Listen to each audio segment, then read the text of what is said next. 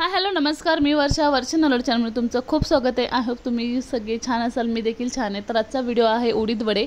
तर ही जी डाळ आहे ना उडीद वड्यांची, ती मी सकाळीच भिजत टाकलेली आणि आता मला वाटण करायला बरोबर रात्रीचे 9:30 पावणे 10 वाजलेले।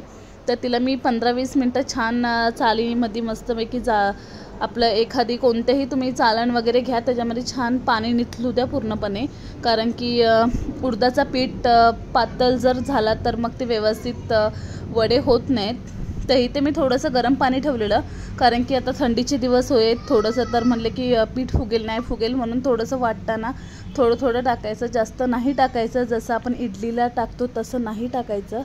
तर इथे मी तिखट मिरच्या घेतलेला, अद्रक स्वच्छ धुवून घेतलेला आणि लसूण घेतलेला। तर हे सगळं व्यवस्थित एकजीव जेव्हा आपण ही डाळ वाटणार आहे ना, तेव्हा एकत्र सर्व वाटण करून घ्यायचं आहे।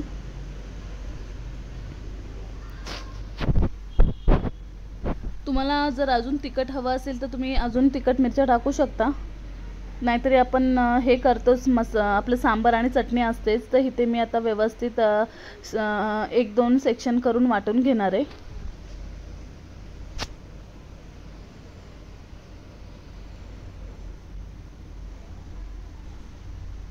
जास्त नाही टाकायचं। आता इथे थोडंसं जे आपलं गरम पाणी झालंय ना, ते पाणी थोडंसं टाकून घ्यायचं, कारण की डाळ पूर्णपणे नितळलेली, पाणी बिलकुल पण नव्हतं। त्यामुळे इथं जे पाण्याला उकल आली आहे, तो पाणी थोडंसं घ्यायचं। तर आता इथे हा पातेला घेतलाय मी, जे आपलं वाटण झालेलं मिश्रण आहे ना, ते ह्याच्यात मी डायरेक्टली काढणार आहे।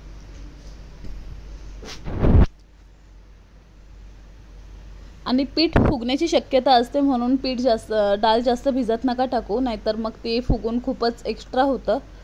तर तुम्हाला मी दाखवते, बरोबर अर्धा किलो माझी डाळ होती, तर त्याच्यामध्ये आता फुगून किती पीठ होतं ना, तुम्ही दाखवते तुम्हाला।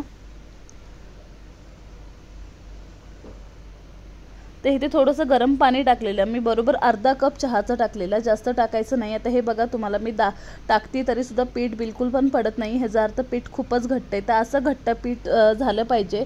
आपला इडलीचं पीठ आपण खूपच पातळ करतो, तसं पातळ करायचं नाही बिलकुल पण।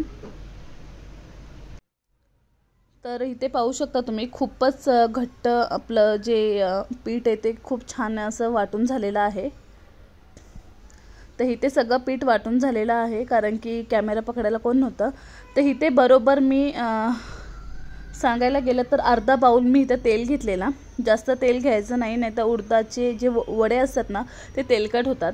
तर अर्धा किलो डाळीला अर्धा बाउल घेतलेला, हे बघा अर्धा बाउल घेतलेला मी, त्यातले पण 1-2 टेबलस्पून मी ठेवलेलं। हे पहा, 1-2 टेबलस्पून मी ठेवून दिलं, कारण की मला थोडं जास्त वाटायला लागलेलं, म्हणून मी 1-2 टेबलस्पून ठेवून दिलं। बरोबर अर्धा बाउल घेतलेला मी। आता हे छान एकजीव करून घ्यायचं आहे, पहा। तर हे आता छान व्यवस्थित एकजीव झालं की आपलं चवीपुरतं मीठ टाकून घ्यायचं आहे आणि व्यवस्थित छान आता झाकून ठेवायचं आहे। जर थंडी खूपच असेल ना, तर थोडंसं नका, आपला तवा असतो ना चपातीचा, तो तवा गरम थोडासा करायचा, जास्त नाही, थोडा गरम करायचा, आणि त्या तव्यावरती देखील ठेवलं तरी चालतं, छान फुगून येतो, इडलीचा पीठ असो किंवा कोणताही पीठ असो। तर इथे मी चटणीची देखील तयारी करून ठेवते आहे, कारण की मॉर्निंगला मला लवकर द्यायचं असतं टिफिनला वगैरे, तर मी इथे चटणीची तयारी करून ठेवते। तर हे आपलं उडदाच्या वड्यांचं पीठ व्यवस्थित तयार झालेलं आहे। तर आता हे मॉर्निंगचा व्हिडिओ आहे, तुम्ही पाहू शकताय। मॉर्निंगला खूप छान पद्धतीने पीठ फुगून आलेलं आहे।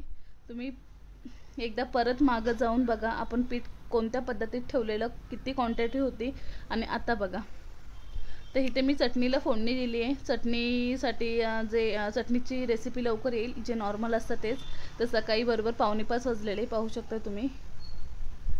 तर सकाळी मॉर्निंगला टिफिन द्यायला लागतो मला श्रुतीला, त्यामुळे मी लवकर करायला घेतलेलं।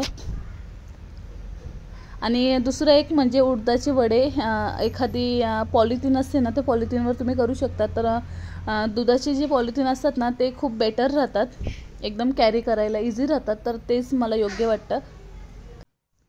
तर इथे पाहू शकता तुम्ही। तर इथे आपले वडे झालेले आहेत, हे बघा। तर हे मी फक्त टिफिन पुरते केलेले आहेत, नंतर बाकीचे मी नंतर सगळे गरम गरम नाश्त्याला सगळे आल्यावरच करून घेईल। तर आता इथे बरोबर 8:30 वाजलेले, कारण की ते टिफिनसाठी मी केलेले ते श्रुतीला दिले। बाकी आता हे इथे मी आई करतायत, तोपर्यंत मी सांबाराला फोडणी वगैरे देत होते, म्हणून आईना इथे मी बनवायला सांगितलेले।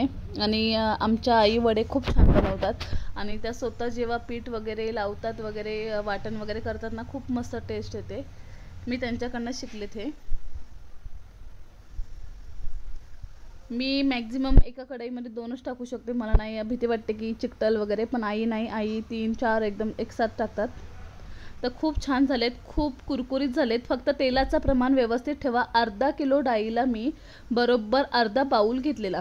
आता हा जो चटणीचा बाउल आहे ना, तो बरोबर त्या आकाराचा मी जेवढी चटणी आहे ना तेवढंच मी तेल घेतलेलं, लक्षात ठेवा। ह्याच आकारा म्हणजे ह्याच मापाने मी तेल घेतलेलं। तर बरोबर कुरकुरीत झालेले, खूप छान क्रंची झालेले। तर व्हिडिओ आवडल्यास नक्की लाईक करा, शेअर करा, कमेंट करा। धन्यवाद।